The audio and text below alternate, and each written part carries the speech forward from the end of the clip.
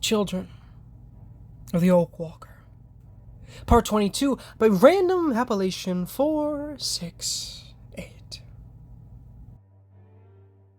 Lights flicked on, feet pounded on the cement as knives flashed in the gloom to cut the various bits of paracord holding us all together.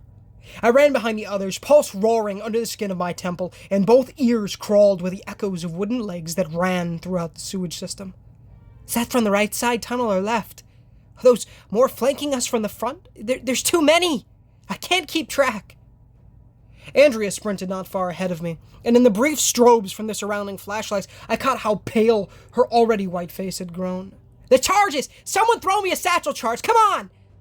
One of the boys in front of us tried to wrestle with his backpack, and the tip of his boot caught on a crack in the tunnel floor.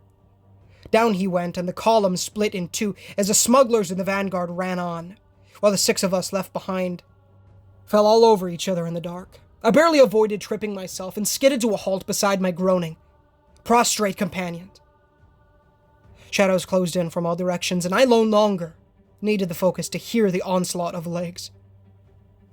Someone let out a high shriek of pain, and I whirled in time to see a boy dragged into the dark, his kicking shoes the last bit of him to vanish. Oh no! A girl with frizzy brown hair lunged to go after him, but I grabbed her by the arms and held her back inside the tiny aura of our flashlights. Crunch.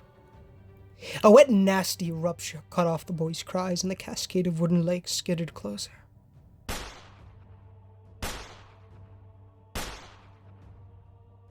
Andrea yanked a handgun from her belt and fired into the abyss in a broad arc, bullets zinging as they bounced off the round cement walls. Everyone on your feet! We have to go!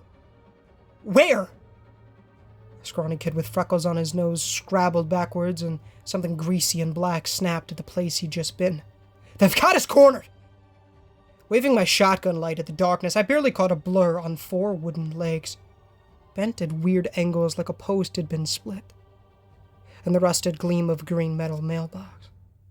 The little red flag on the side stood straight up, and a cluster of eyes reflected the beam of my flashlight for a second before they were gone. If it weren't for the concrete, we wouldn't even hear them coming. Shouts and gunfire exploded from the tunnel ahead, and my blood ran ice cold as the noise reached a crescendo, then fell deathly quiet. The other half of our column hadn't escaped either. To make matters worse, with none of the previous few cobbled together radios present on our patrol, no one back at the castle knew to come to our aid. Something darted at me from the abyss, and I flicked the safety of my Remington off, raising the 12 gauge to my shoulder to squeeze the trigger.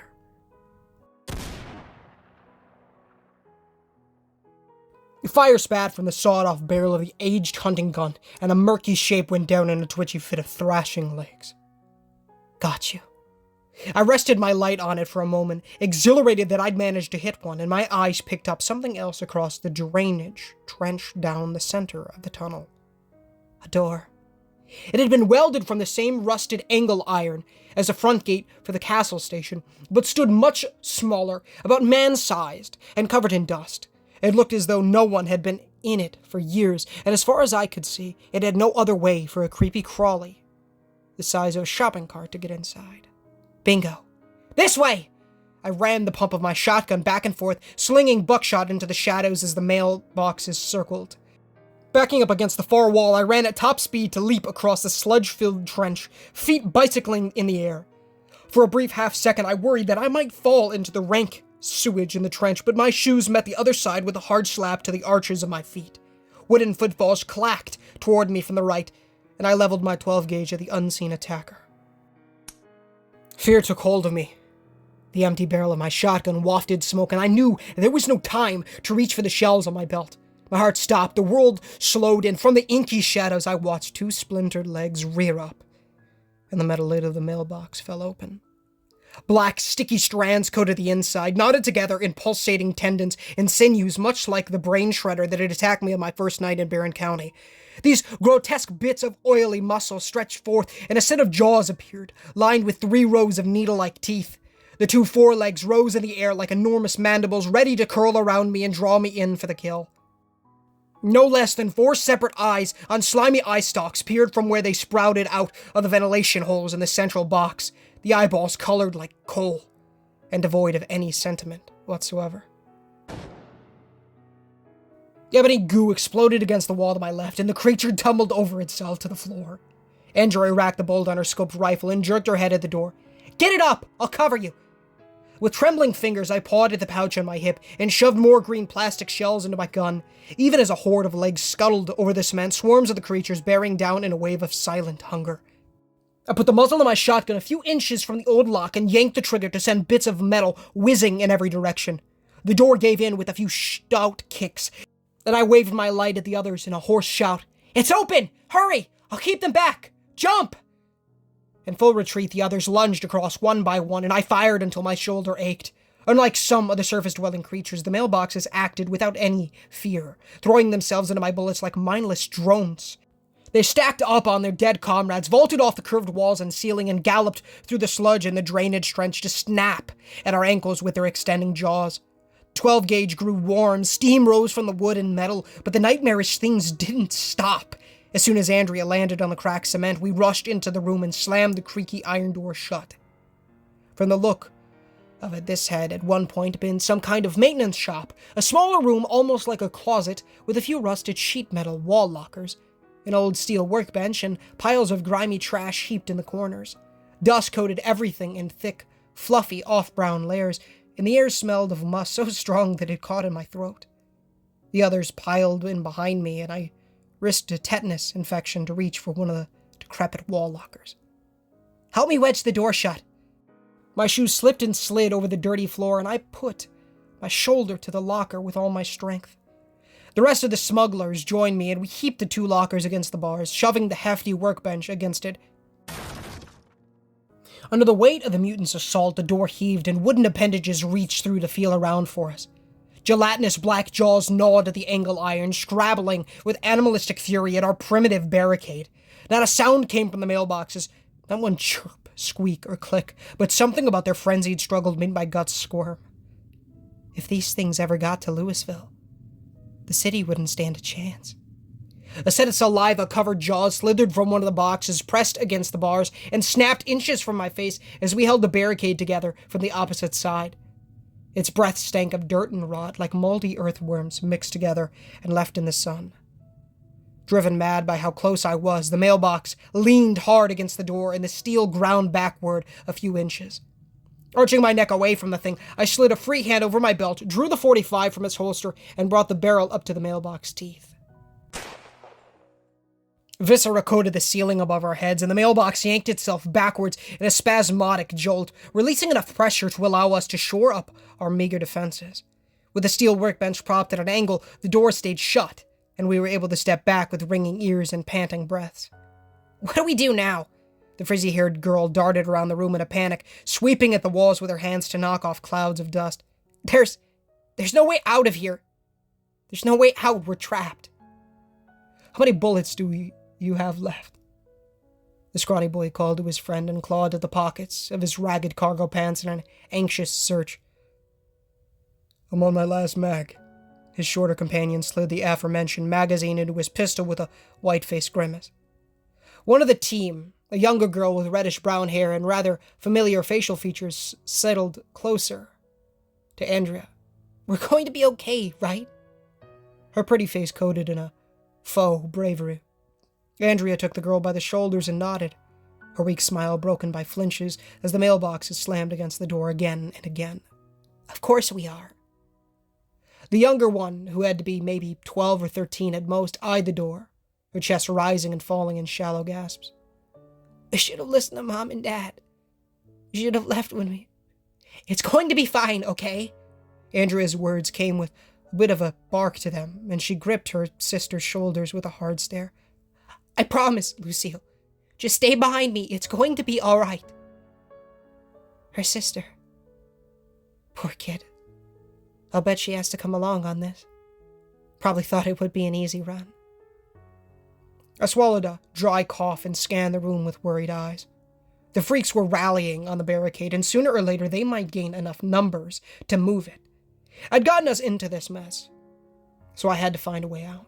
But it occurred to me that my options weren't as numerous as I'd hoped. There weren't any mutants in here, but there weren't any doors either. Hannah, talk to me.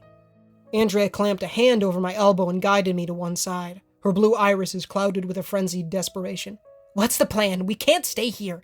That door's not going to... I know. I rubbed at my forehead with one hand, trying to think of something. Just give me a minute.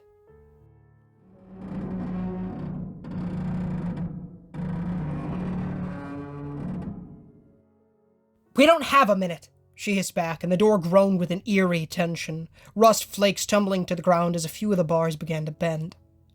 Heart ready to smash through my rib cage, I stalked around the room to search for a crack, a crevice, anything that could give me a way out. No, it can't be. Despite how much I paced, nothing presented itself. No secret grate, no ventilation shaft conveniently big enough for us to crawl through, no hatches or trapdoors. The room was a dead end. Cold sank through me, and I swallowed a bitter lump of fear and regret. This was it. We were going to get torn in half by those things, eaten alive or dragged back to their hive as fresh meat for their larvae. What if they carried venom? Or some kind of infection in their fetid jaws? Would I endure the agony one more time of the roots infecting me, spreading under my skin just the same as what I'd witnessed in the mirror beacon? That's it. My eyes flew open in realization, and I turned to Andrea. We have to fight our way out. Are you insane? The scrawny kid jabbed the muzzle of his rifle toward the crumbling door. There's at least 100 out there. We don't have enough bullets. Our barricade drifted a few more inches across the concrete in a whine of grinding metal, and legs flailed through the gap. And one more push, they'd be through. I slung the shotgun onto my back and caught Andrea's gaze. Cover your ears. Her face flickered with confusion, but she did as I said, and the others mimicked her. The wall lockers fell over each other, one corner of the door caved in, and the barricade gave way. You were different. I shut my eyes, sucked in another lungful of musty air, and let my muscles relax. Part of me wanted to fight it, to push the odd sensation away, but the stranger's voice floated again in my mind, urging me on. That's why you're here. I could feel the vibrations in the floor from the dozens of wooden legs, smell their greasy jaws, taste the salt from my sweat. My pulse slowed, and I let the cool, calming focus sweep over me. It didn't matter who I had been, or who I was now. It didn't matter what I had left behind, what Jamie or Chris thought of me or each other. I couldn't let more innocent people die by wallowing in my own self-pity. I couldn't let chaos decide my fate or theirs. That was the objective truth. That was my purpose. Stale air rushed into my lungs, the tendons inside my lower jaw stretched, the bones popped out of socket, and my lips drifted apart. In a piercing siren wave, the same high alien screech ripped from me, but this time neither of my ears hurt, and all the background noise sank to a dull murmur behind it. My head filled with static, the world began to spin, and I faintly detected the warm trickle of blood running from my right nostril. Down over my upper lip. Images blurred through my brain, a rain-drenched forest, dark storm clouds, and a long gravel road in the night. The air left my body, and I swayed. Concrete smashed into my knee, and I had to steady myself with both hands pressed to the cold floor. A hard throbbing inside made my skull feel heavy, and I tasted copper on my lips. Lungs sore as if they'd been pushed to their limit. My legs and arms hung from me with a rubbery numbness that ebbed away by the second, and tiny whispers faded into the air like ghosts. Hey! Someone touched my shoulder, trembling hands on my back to keep me upright. Are you okay? I craned my groggy head back as the static fell away to reveal a world of eerie silence. No jaws tore at the barricade, no legs poked inside. The mailboxes had gone quiet, and not even the tunnels rang with their footfalls anymore. Guess mirrors aren't the only things that hate that sound. The others stared at me, their skin white as printer paper, a mixed expression of horror and fear on most of them. Andrea searched my face, with a concerned, amazed look on hers, a few strands of crimson hair hanging loose around her cheekbones. Hannah, she gave me a gentle shake. I need you to say something, anything. Come on, snap out of it. We need to move. I croaked, my throat sore, and climbed to my feet on shaky knees. There could be more. What do you mean, we? The frizzy-haired girl who had panicked earlier took 3 steps back from me, her eyes hardened in a revulsion that would have hurt if I had the energy to care. I'm not going anywhere with you. That's not normal. People can't just do that. You're not... Andrea spun around to throw her a vicious snarl. You want to stay here by yourself? Help the boys move that locker, or I'll leave you here. Now! Susan narrowed her mud-brown eyes at Andrea, but did as she asked after gracing me with another disgusted look. Both of the boys stayed quiet, but I could tell by how they shuffled away that they too were uneasy. If I'd been an oddity among them before, now I was an outcast. A freak, a leper of a different strain, and nothing I could say or do would change their minds. Let them be ungrateful. It's better than dead. 2 sets of arms wound under mine and took the weight of my unsteady legs. Lucille blinked at the lines of my tattoos with curious wonder. So it's true then? You're a mutant. Lucille! Flustered, Andrea turned to silence her sister, but I waved her off. It's fine. Stretching my legs so the pins and needles would leave them, I slid my right sleeve higher so the girl could see each stenciled vine, no longer feeling so ashamed of them.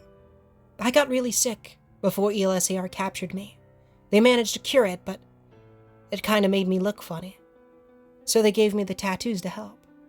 Cool! She beamed at the markings before Lucille's face tinged pink in embarrassment at how it sounded, and I felt something like a grin return to my face as we shuffled to the door. The ink, I mean. I want to get a tattoo, but Andrea won't let me. You're too young for a tattoo, Andrea growled and poked her head out of the gap between the barricade with the caution of a gopher in hawk territory. Lucille rolled her eyes, and I had to smother a wider grin at how similar they acted. Killjoy. With a groan of metal on cement, the boys dragged the door open, and everyone gaped in awe. The floor lay covered in dead mailboxes, most of them upside down, their wooden legs frozen in the last throes of death. The boxes were bent, swollen, ruptured in places, the inside spilling out in ebony clots. Many were stacked up against the doorway, and almost 100 more carpeted the tunnel in both directions. As my strength returned, I had to clamber over the bodies with my fellow smugglers, our shoes squishing on mutant guts the entire way. It looked as though the freaks had just exploded, popped like walking zits, and even I couldn't help but get a flicker of nervousness at my own handiwork. What the heck did I just do? Andrea shook her head in bewilderment at the mass grave of mutants and nudged one of the nearest corpses with her scoped rifle. Well, I guess we won't need those flamethrowers after all. Tex will be thrilled. Can you hear any more of them?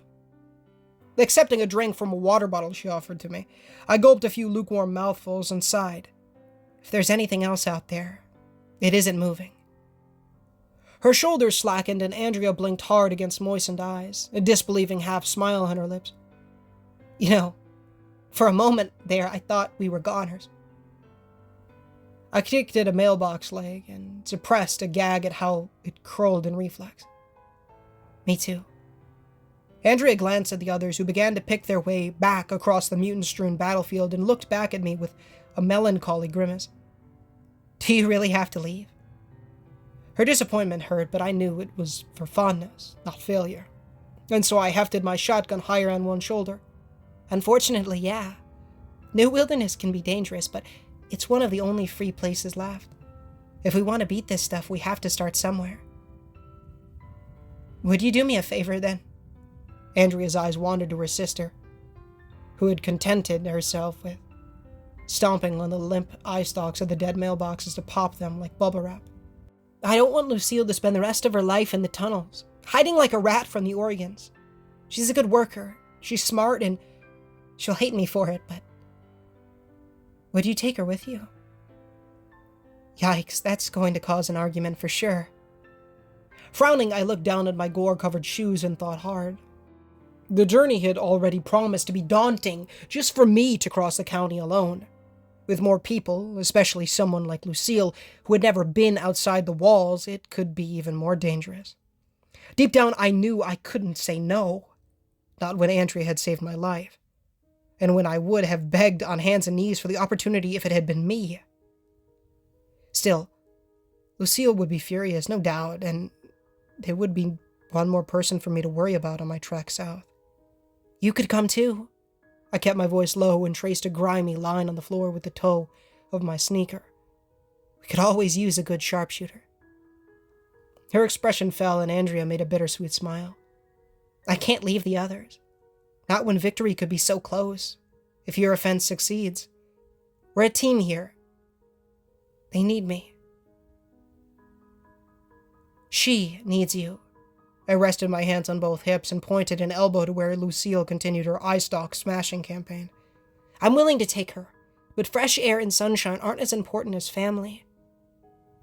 Besides, there's a certain handsome policeman who might be very happy to see you. At that, Andrea's cheeks went red as her hair. He probably wouldn't even remember me. If that newspaper cutout in Sean's desk is any indication, he never forgot. You'd be surprised. I winked at her and pressed the point forward with a more serious tone. You've done so much here. Built a resistance, found the old subway station, helped rescue me. There's no shame in moving some of your group into safekeeping. And we don't have cholera in New Wilderness. Just give it some thought, okay?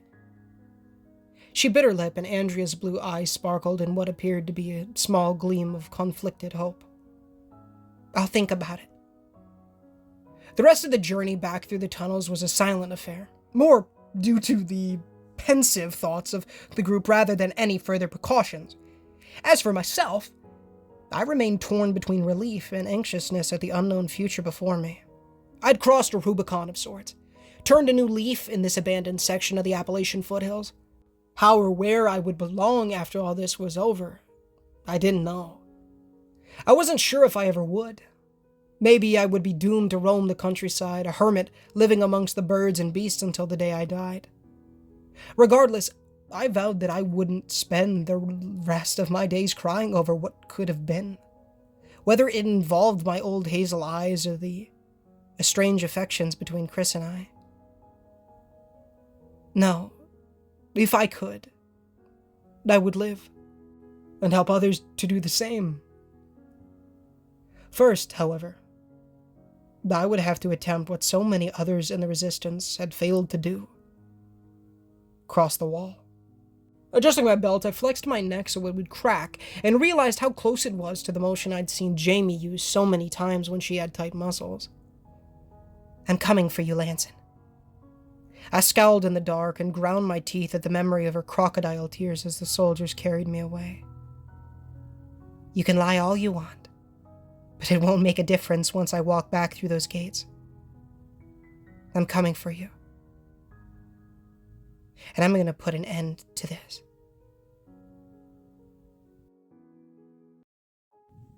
What is going on, you guys? Ninja Gamer here, and thank you so much for watching today's video. If you did enjoy, please feel free to leave a like on the videos. It does help the channel innumerably and does get the gospel on people's feeds as well. As please consider subscribing. So we are trying to hit 10,000 subs by the end of the year, and it would be a massive blessing from the Lord if you guys did so. As always, guys, if we do hit 10,000 subs by the end of the year, I will be platinuming one of the hardest games known to man, Crypt of the Necrodancer. So of course, if you guys, Discord, random Discord, from a buddy, which is Godson. But yeah, what am I trying to think? Of course, we will be platinuming that. So stay tuned for that if we hit 10,000 by the end of the year, of course. So let's get that. Lord knows we can do it, folks. It's going to be great. So let's hit that number. Of course, the, what am I trying to, billion other questions. It's on screen or now, pinned comment description if you prefer to read it that way. But please do give it a read as it will teach you how to gain eternal life, how to go to heaven. Who wouldn't want that? It'll teach you about repenting of your sins and trusting in the good Lord Jesus Christ with all your heart, soul, and strength, as well as building that relationship with the Lord by reading the Holy Bible daily, praying daily, and evangelizing to people. It's great stuff, so please do so. Yeah. The amazing Random Appalachian 468, a link to his Reddit page as well as the original story link will be found linked in the description for you guys to check out. It's great stuff. Awesome. The amazing Mew, whose music I use in all these videos, a link to his YouTube channel as well as all of the music found in these videos will be found linked in the description, as well as If you guys would like to use his music for your videos, make sure that one of two things are in the description of the said video or the said piece of music that you would like to use. It'll either say, one, that it's not free to use as long as credit is given, and therefore you cannot use it, or it will say that it is free to use as long as credit is given, in which case you will pop a beautiful link to his YouTube channel in your description, as well as possibly a link to the pieces of music that you would like to use. I more do that so that if you guys would like to listen to his music in your free time like I love to do, you're easily able to do that. What am I thinking of now? Yes, my brothers have a YouTube channel, Tamak Plush Videos, where they're uploading plush videos, of course, and they're uploading pretty much daily in 2024. And I make quite a few cameos over there, so if you want to see me in something other than horror stories and video games, go check them out. It's great stuff. I highly recommend the 2021 videos. As well as, I feel like I really messed me saying that up, but, I make cameos over there. That's what I'm trying to say. And I highly recommend the 2021 videos, as well as the amazing brand new South Park series, where I voice Eric Catman, of course, folks, so come on over. It's a great time. Love to see you over there. And yeah, it's great stuff. My youngest brother Cole wants to be a rapper, so I'm leaving a link to his YouTube channel and his SoundCloud for his music. The Cole is his name. It's great stuff, so please come on over and support him, man. It's great stuff, so please do so. The amazing Barron County Anthology by Random Appellation 468, as well as a former stalker texted me this morning. She has been dead for a year by Tiro 1000. Both beautiful, amazing playlists will be found linked in the description. Some of my favorite stories I've ever done here on the channel so far. Of course, if you guys, what am I trying to think? If you guys love the Barron County, or love the Children of the Oak Walker, which is today's story, I'm glad we're back to it already, man. If you love this story and you want more from this universe, the Barron County Anthology is everything before the Children of the Oak Walker, as well as the Children of the Oak Walker. So if you have yet to catch up, be sure to do so. I've literally narrated everything, completely except for the Children of the Oak Walker, which of course we are doing right now.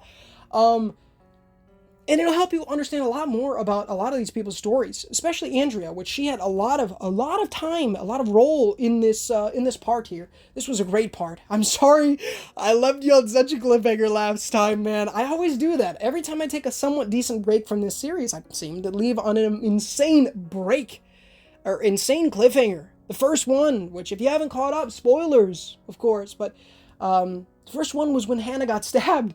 You know, and she was getting rushed off and stuff. And then this one was them about to get ambushed by all these mailboxes. Thankfully, you know, a lot of people did die, unfortunately. But thankfully, a lot of people, our people, at least the main characters, seem to be okay. So, that's good. And what the frick is this Hannah thing? What is she, dude? Oh my goodness. Is she like, you know what I'm saying? What is that? That is wicked. Like, I genuinely cannot... Oh man, I can't wait to get more into that, man. But please go check those out, as well as if you don't want to wait, you know, if you don't want to wait for me to narrate the rest of the parts, of course, Random Appellation 468's Reddit page will be in the description, and you can go ahead and read ahead if you would like to. Of course, if you don't want to, I'd be very much appreciated because obviously, you know, it helps me out a ton, and you get to hear a narration instead of reading it, which... I'm sure some of you prefer that for sure. But yeah, that's, you know, kind of just there, I guess. I don't know. I don't know, man. But yeah, I'm going to try to keep this, me talking here a little bit closer, you know, shorter, because it's already 10:36 and I got to get this out for you guys. And there's a lot to edit in this one. Lots of sound effects, for sure. Which all of those will be in the description as well. If you guys like them and, you know, want to listen to them or something. I don't know. They're in the description for credit and stuff like that. And so you guys can check them out too. So go support those guys as well. It's great stuff. As well as Discord linked in the description. Please come on over. Join. It's a great community. We're building an awesome community over there. So please come on over and be a part of the Discord. Free, of course, to join. I don't know if that was ever, you know, up for debate. I don't think it was, but just for those who don't know, it is free. You just have to make an account, which I'm sure many of you guys do already have a Discord. Maybe you don't. It's free. Come on over. As well as, of course, maybe I'll stream tonight. You know, I say maybe. I really need to. It's already the 16th. The PS Plus games leave the 21st. And yeah, we need to finish The Artful Escape. And by finish, I mean start, because I haven't even started it. But we finished Manette last night. If you weren't coming by the stream, shout out to you, Bartholomew. You were over there in the second Manette stream. DJ was in the first one, but you were over there, you were talking. And I know you comment on quite a lot of these, so shout out to you, man. You're an awesome guy, and I appreciate it so very much for coming on over there and talking with me. It was a great time. We finished it up. Very, very fun game, very amazing game, and I want to get both cover arts for it as well in the future. There is a standard one and then the altered one, which I would love to get. I don't think they're any limited run or nothing like that. I'm really into game collecting right now, dude. I'm going crazy. You know what I'm saying? Just with absorbing as much knowledge as I can. Like, I always want, you know, finding deals is a great thing, and you definitely want to be on the prowl. You want to be on the prowl for that kind of thing. Like how I just found that Armored Core 2 for $5 instead of the usual $30 that it's going for on the PS2, which is a massive godsend. So, awesome stuff there. But dude, trust me, I really want to start making kind of that content too. Just gaming in general. We need to do gaming content. I love gaming.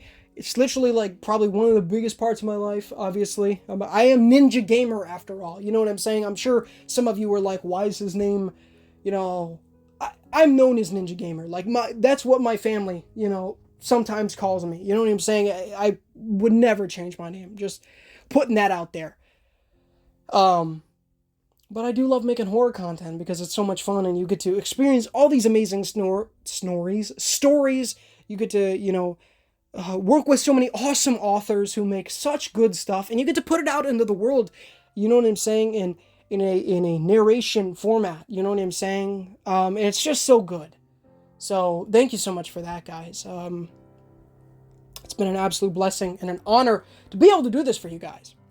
So stay tuned. We should be playing through The Artful Escape, and then depending on when I end up starting stream and when we actually end up finishing The Artful Escape, maybe we'll start Dave the Diver. I think we'll do that one before Days Gone.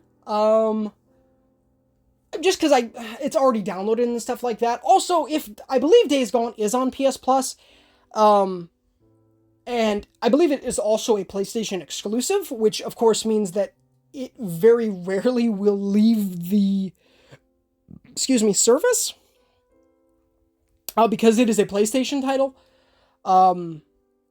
I'd love to go in depth and stuff like that about just things like that. So if you guys want to see something like that, let me know. Just about PS Plus and just gaming in general and trophy hunting especially. Like, that's what, you know what I'm saying? That's where most of my gaming time goes into.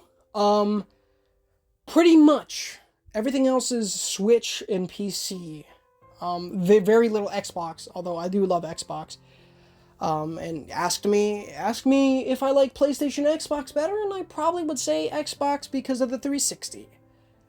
But honestly, I'm sure that'll change, and it's probably already changed just because I play so much freaking PlayStation. It's crazy.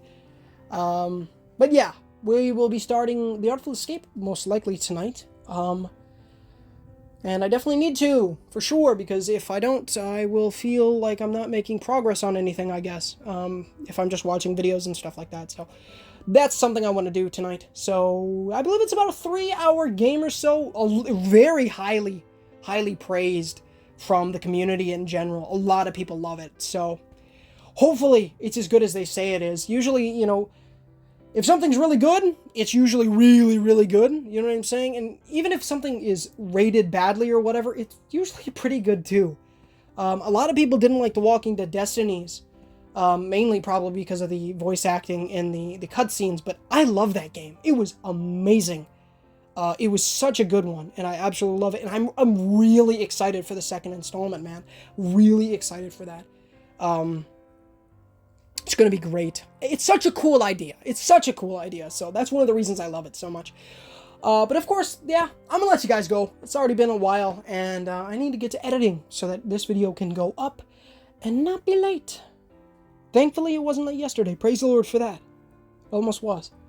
By the grace of the Almighty Creator, we got it out on time again.